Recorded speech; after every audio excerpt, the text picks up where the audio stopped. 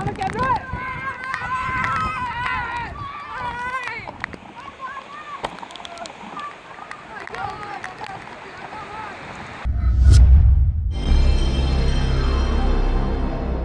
เฮ้ยโยสวัสดีครับวันนี้เราจะมาท้าแข่ง1 ต่อ 1กัน ROV เหรอครับพี่บอลไม่ใช่เอาจะบาดเลยแหละต่อเฮ้ยแล้ววันนี้เรามีผู้เล่นทั้งหมด8 คนใครเจอใครบ้างไปดูกันเลย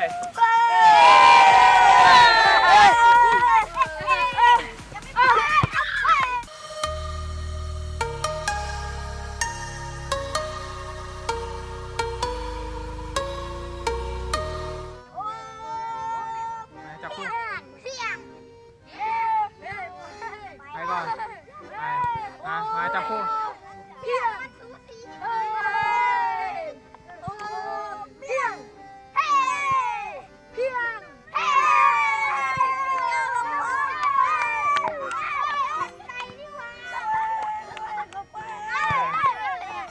คู่แรกครับเฮ้ยยะเฮ้ยยะบ้า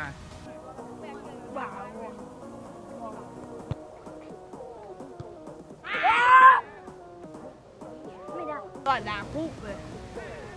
เบ๊ะยิ่งเหยียบลอยนะพวกเปลี่ยนเลย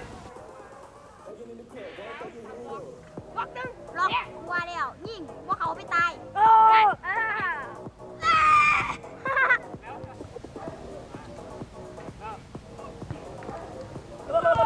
สีด้านเทิน1 จังหวะก็ดักเดียดคู่ไปคู่แรกจะเหลือง6 ม่วงเหรอ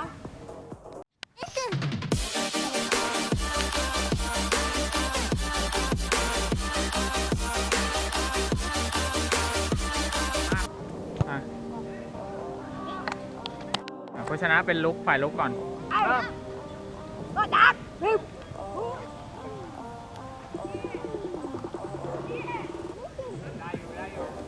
ตีเพลดิ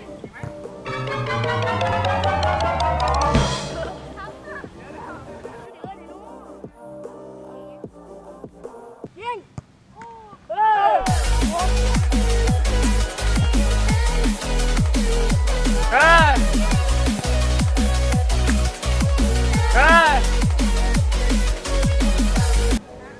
เร็วๆลูกก่อนครับมาโยบาสเก็ตบอลบาสเทคเลยอยู่โอ้เตะล้มแดงกับเขาละห้ามเลยโอ้เล่นจะก็นิดหน่อย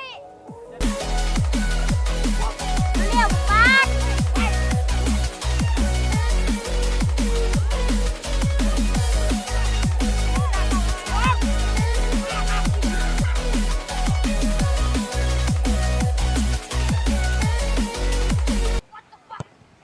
เฮ้ย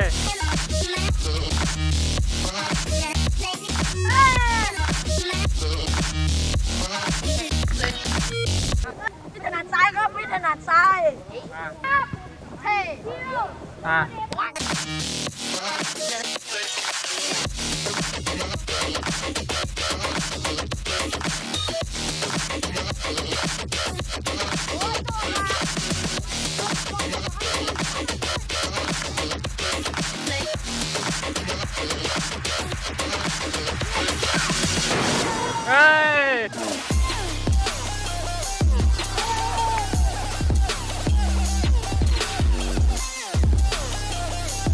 นะครับ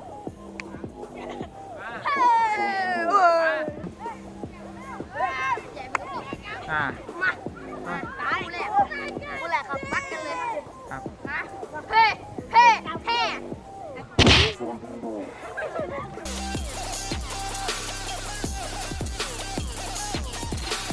เริ่มอย่าถอยมามากมันไม่เห็นแล้วมันก็เตะให้ตุ๊กเลยจุดเหลืองไปเลย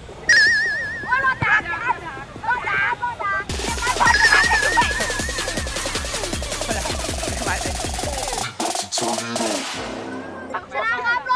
รับเหม็นเลย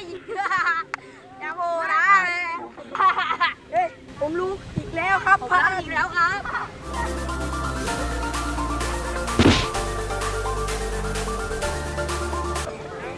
โชยแล้วครับเบอร์ 3เป็นเจ้ารอดดังค่ะคนไม่เก่งครับแต่เพื่อนอยากรอดดังนั่นครับเป็นช็อตโชว์ขนาดโชว์สกิลฮะโชว์สกิลเขา ลูกนี้ หลุดเฟรม